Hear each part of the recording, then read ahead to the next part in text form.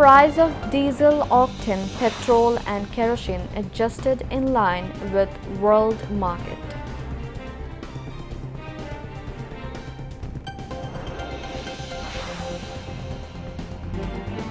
Fuel price adjusted keeping pace with global market, says Energy Minister.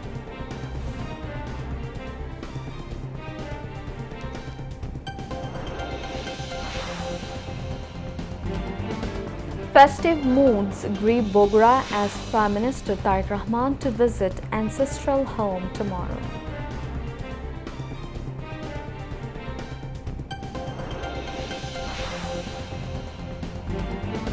Information and Broadcasting Minister calls upon expatriates to play greater role in country's development.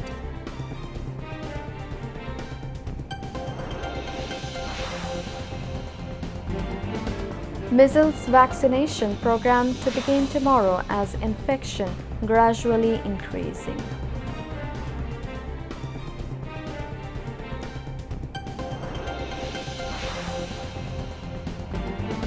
Next hearing against Shojib Wazir Joy and Junaid Ahmed Polok on charges of internet shutdown murder case during July uprising set on April 21st.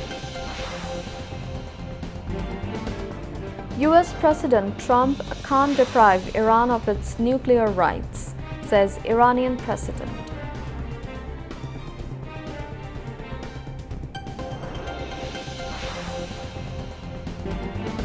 And Pakistan cricket team to arrive Dhaka on May 3rd ahead of two-match test series against Bangladesh.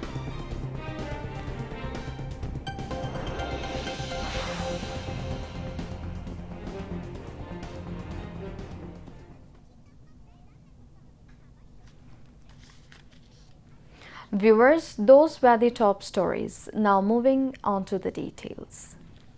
In line with the increase in fuel price in the global market, the government issued a notification yesterday adjusting the retail price at the consumer level. According to the notification, the revised retail prices at the consumer level have been set as follows: diesel at 115 taka per liter, octane at 140 taka per liter, petrol at 135 taka per liter, and kerosene at 130 taka per liter. The newly determined prices come into effect today. Minister for Power, Energy and Mineral Resources Iqbal Hassan Mahmood said fuel prices have been adjusted to keep pace with the global market.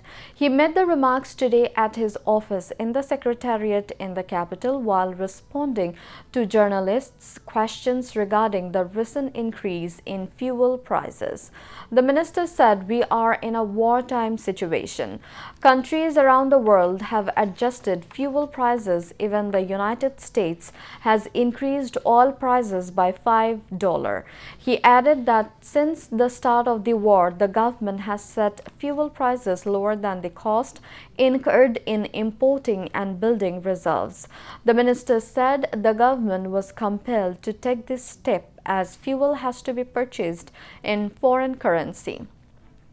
Measures have been taken to ensure that even if prices rise, they remain at a tolerable level. Subsidies on fuel are still being provided. He further noted that war inevitably has adverse impacts affecting not only Bangladesh but the entire world.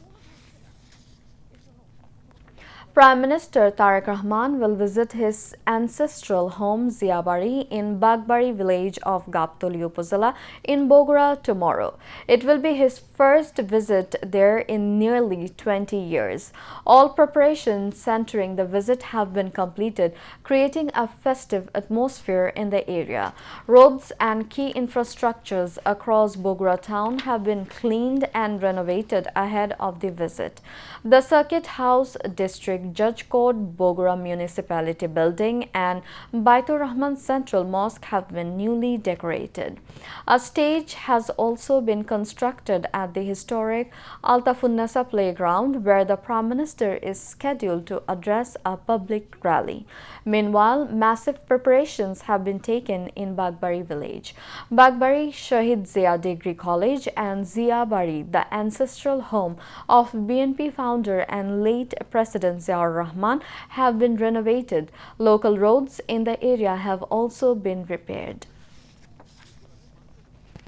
Information and Broadcasting Minister Zohiruddin Shopon described expatriate Bangladeshis as a valuable asset to the country and urged them to play a greater role in national development. He said the knowledge, talent, wisdom and hard work of Bangladeshis living abroad are strengthening the country's economy. The minister also urged them to continue efforts to further increase their contributions in the future. Zohiruddin Shopon made the call today during a courtesy meeting with Thameside Council Civic Mayor Councillor Shibli Alam from Manchester of England at Bangladesh Secretariat in the capital. He said that England is the cradle of democracy and Bangladeshis have been living there for a long time. The Information and Broadcasting Minister said expatriates are contributing not only to economic activities but also playing a positive role in strengthening democracy in Bangladesh. During the meeting, Councillor Shibli Alam praised women's empowerment in Bangladesh and hoped that women in the country would continue to make further progress in economic, social and state affairs. The number of measles patients is increasing every day across the country, along with a rising death toll. To curb the outbreak, the government will launch a nationwide measles rubella vaccination campaign tomorrow. Earlier on April 5, emergency vaccination began in 30 upazilas across 18 districts identified as high-risk areas. Later, from April 12, the vaccination program was initially launched in 4 city corporation areas, including the capital, Dhaka. Since March 10 this year, the number of measles cases in the country has exceeded 22,000. More than 200 children have died from measles and related symptoms. The number of measles patients has increased in the Chattogram Medical College Hospital's children's ward. Nearly 100 children are being admitted to the hospital every day. 83 have been admitted so far. As a result of the increasing patient, about 3 children are being treated in one bed. Parents have expressed dissatisfaction over medical services with the increase of the patients. The concerned one said Chattogram Medical College Hospital is taking special measures to manage the patient load. Not only has the patient load increased in the Chattogram Medical College Hospital's children's ward, but also 25 children have died of measles and suspected symptoms so far. 248 children have received medical services in the children's ward for measles. The concerned physician said that the outbreak of measles is increasing. However, they hope that the infection will decrease within a month if the measles vaccination starts tomorrow. The physician said that the most of the measles patients have not been vaccinated against measles, and pneumonia caused by bacteria and viruses along with measles is extremely dangerous for children. Even some cases were of heart failure. They say the first 4 days and the last 4 days of measles patients are extremely risky. The International Crimes Tribunal set April 23 for the next hearing on charge framing against former Member of Parliament Shamim Osman, his son and 10 others, making a total of 12 accused in a case involving 3 charges, including the killing of 10 people in Naranganj during the July mass uprising. The date was fixed today by Tribunal 1, led by Justice Ghulam Murtuza Mozumdar. Earlier in the morning, the prosecution prosecution presented arguments for framing charges in the case before the tribunal, outlining 3 charges. Meanwhile, the same tribunal set April 21 for the next date of witness testimony in another case against Joy and Pollock, which involves 3 charges, including allegations of ordering killings by shutting down the internet during the July uprising. Later, the tribunal will record testimonies in a case of enforced disappearance and torture at a TFI cell under RAB during the previous Army League government rule against Sheikh Hasina and 16 others, including former and current military officials. Additionally, both Tribunal 1 and Tribunal 2 have scheduled dates for proceedings in several other new and ongoing cases. In the morning, a total of 20 arrested individuals in these cases were produced before the tribunal. The City Corporation has started a special program to clean canals and drains in Chattogram city in view of the upcoming monsoon season to resolve waterlogging. City Mayor Dr. Shadat Hussain inaugurated the program in the Jamal Khan Lichu Bagan area of the city today. He emphasized the need to regularly clean canals and drains to alleviate the sufferings of the city dwellers and instructed the concerned ones to work in a coordinated manner. The mayor said waterlogging is a major problem of Chattogram city during the monsoon season. As part of advanced preparation, canal and drain cleaning programs have been strengthened so that the city residents do not have to suffer. This program will be conducted in 41 wards of the city in phases. He said that necessary measures will be taken to clean canals and drains, remove garbage and maintain normal water flow in each area as per the plan. Now, international news.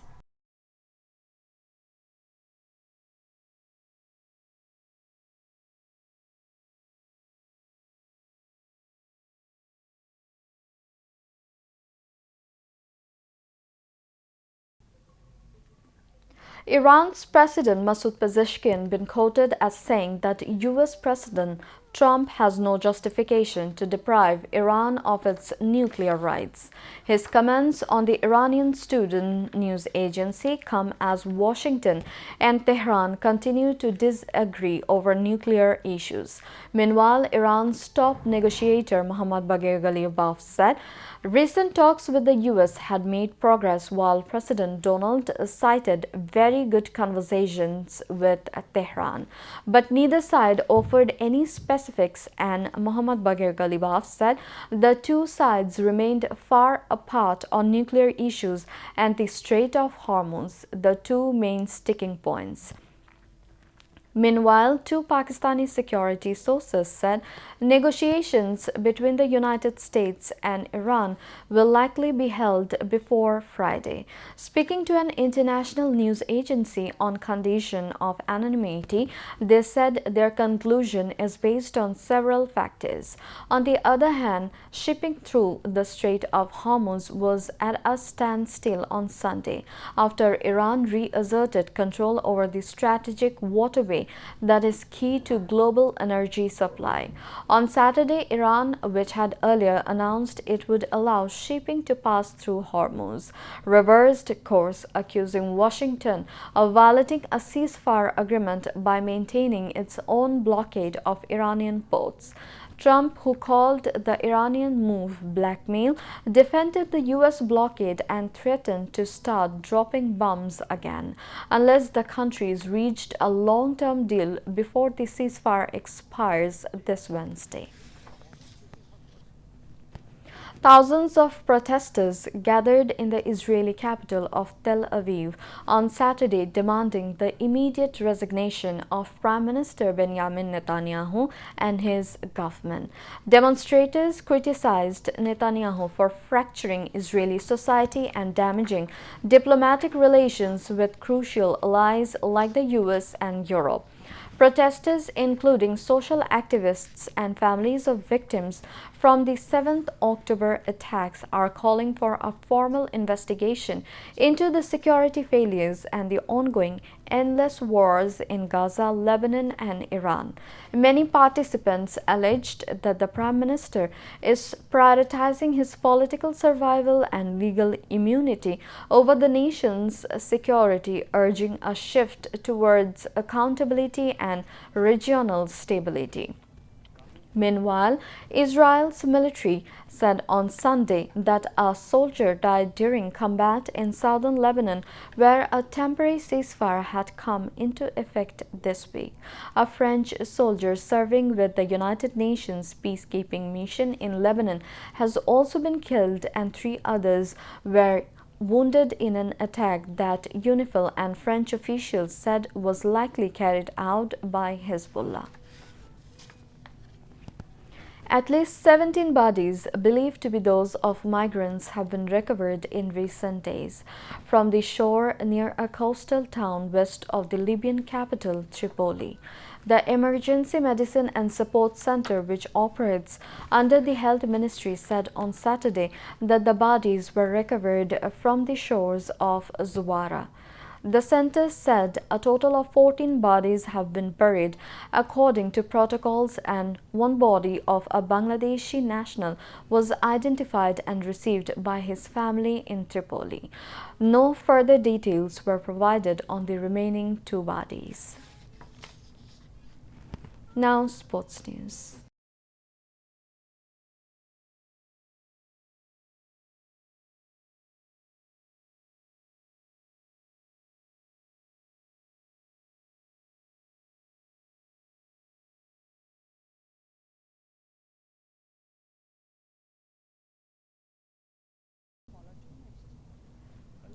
Cricket.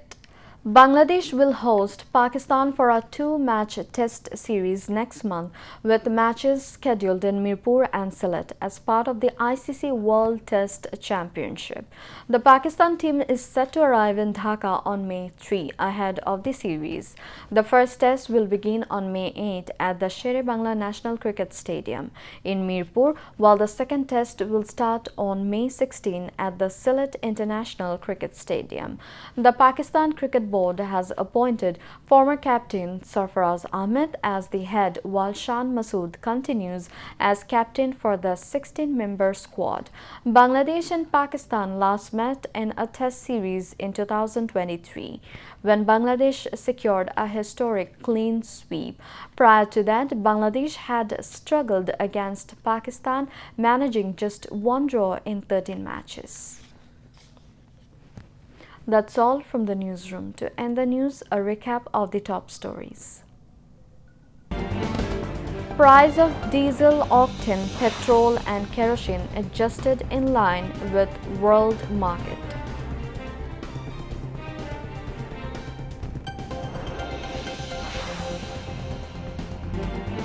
Fuel price adjusted, keeping pace with global market, says Energy Minister.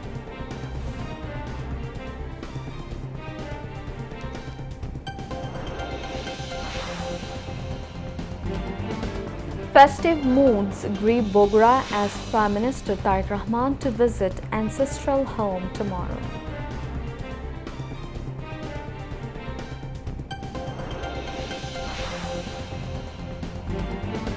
Information and Broadcasting Minister calls upon expatriates to play greater role in country's development.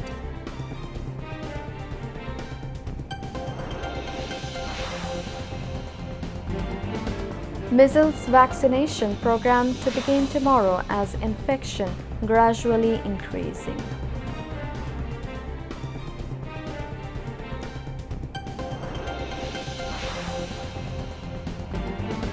Next hearing against Shojib Wazir Joy and Junaid Ahmed Polok on charges of internet shutdown murder case during July uprising set on April 21st. US President Trump can't deprive Iran of its nuclear rights, says Iranian president.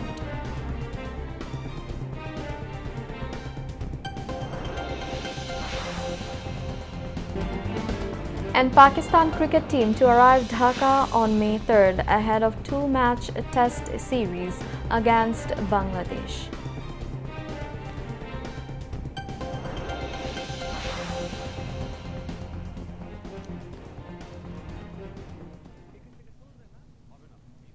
Thanks to all for being with us. We invite you to watch our tomorrow's news at the same time. Khudafiz.